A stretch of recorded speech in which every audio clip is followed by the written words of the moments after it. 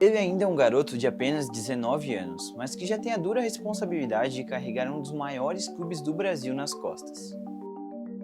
Destaque nas categorias de base pelo Vasco e pela seleção brasileira, Ryan vem se tornando uma das maiores promessas do futebol brasileiro e já vem despertando o interesse de vários gigantes europeus. Mas de onde será que surgiu todo esse talento? Fica até o final desse vídeo que eu vou te contar tudo. Ryan Vitor Simplício da Rocha nasceu no Rio de Janeiro no dia 3 de agosto de 2006, filho do ex-jogador do Vasco, Valquimar, que atuou no clube como zagueiro entre 95 e 2000. O garoto praticamente cresceu dentro do Vasco, já que a sua mãe Vanessa também trabalhava no clube. Ryan começou a sua trajetória nas categorias de base do Vasco com apenas 6 anos de idade, onde começou a se destacar desde cedo. O garoto era um fenômeno, atacante e artilheiro nato. Para você ter uma noção, ele chegou a marcar mais de 300 gols nas categorias de base do Vasco, o que deu a ele oportunidades frequentes de vestir a camisa da seleção brasileira. Com a amarelinha, Ryan comandou a seleção brasileira nas conquistas do Sul-Americano Sub-17 em 2023 e do Sul-Americano Sub-20 em 2025. Pelo Vasco, Ryan estreou precocemente no futebol profissional, com apenas 16 anos, 5 meses e 16 dias de idade. Sua estreia ocorreu na partida contra o Audax, pelo Campeonato Carioca, em 19 de janeiro de 2023. Essa marca o tornou o jogador mais jovem a atuar pela equipe principal do Vasco no século XXI. Com toda essa expectativa depositada em cima do jovem jogador, Ryan começou a sentir a pressão que a maioria das revelações do Vasco sentem. A urgência de resolver os problemas do time logo de cara, o que, somando a pouca idade e a falta de experiência, acaba se tornando um peso enorme para o jovem de apenas 16 anos. Em 2023, Ryan disputou um total de 41 jogos pela equipe profissional do Vasco e marcou 3 gols.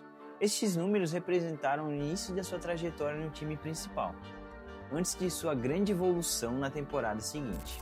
E para entender de verdade por que o garoto começou a roubar os holofotes do futebol brasileiro, precisamos analisar a temporada de 2024, que foi o momento em que Ryan saiu das sombras da base e começou a se tornar um protagonista no time profissional do Vasco. Em 2024 foram 33 partidas pelo Vasco, somando o Campeonato Brasileiro, a Copa do Brasil e o Carioca. Nesses jogos, ele marcou 2 gols, o que é um número baixo para um atacante. Porém, o seu papel tático no time ganhou destaque na temporada. Ele era um jogador que até então vinha alternando entre o time titular e o banco de reservas, mas foi aprendendo mais sobre posicionamento, lidando com a pressão e entendendo o ritmo do futebol profissional. Era muito nítido que ele tinha potencial, mas precisava melhorar muito o seu tempo de bola, o seu jogo de costas para o gol e a sua explosão para atacar os adversários, e principalmente manter a calma na cara do gol. Durante o ano de 2024, Ryan começou a ganhar mais minutos e confiança pouco a pouco. O esquema tático do Vasco, muitas vezes mais reativo do que ofensivo, exigia muito dele na parte de velocidade, inteligência tática, leitura de espaço e mobilidade sem a bola. Ele não era simplesmente um atacante fixo de área.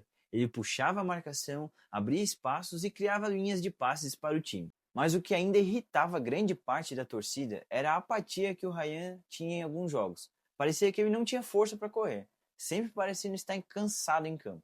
Porém, em 2025, tudo começou a mudar na carreira do Ryan, com a chegada do novo treinador do Vasco, Fernando Diniz. Quando o Diniz chegou ao Vasco, poucos imaginavam o impacto que isso teria, mas uma coisa ficou muito clara. Ele encontrou no Ryan não apenas um jogador, mas uma peça muito importante e pronta para dominar um time inteiro. Antes do Diniz, Ryan era uma promessa com lampejos, um jovem que precisava de sequência, confiança e um espaço definido no time.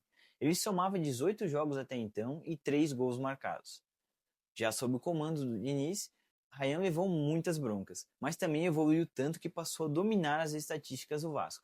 Em 29 jogos ele marcou 12 gols, passou a ser o jogador do Vasco que mais finalizava o gol. Fernando Diniz não fez nada de aleatório, ele reconfigurou o papel do Ryan na frente.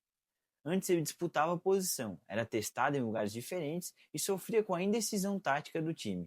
Com o Diniz, o Ryan ganhou uma liberdade de movimentação, permissão para flutuar entre a ponta e o centro e principalmente o sinal verde para finalizar sempre que possível. O resultado? A média de finalizações dobrou, passando de 1,43 chutes por jogo para mais de 3,25 arremates por partida.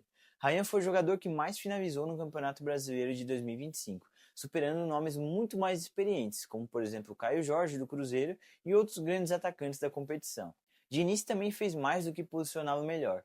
Ele deu confiança para o Ryan ser decisivo. O treinador destacou publicamente que o Ryan tem um poder de decisão muito grande e que o ajuste posicional em alguns jogos fez o garoto participar mais do jogo e aparecer com qualidade dentro da área. Isso explica porque ele marcou gols importantes, como no clássico contra o Flamengo e na vitória contra o Cruzeiro, além de aparecer em vários momentos decisivos do Brasileirão. O que era promessa virou realidade. Hoje, o Ryan não é apenas titular, ele é o principal atacante do Vasco na era Diniz, líder em gols, participações decisivas e finalizações ofensivas. Ele deixou de ser uma aposta para se tornar alguém indispensável, e isso tem reflexo não apenas no campo, mas também fora dele, com torcedores, estatísticas e até olhares do futebol internacional.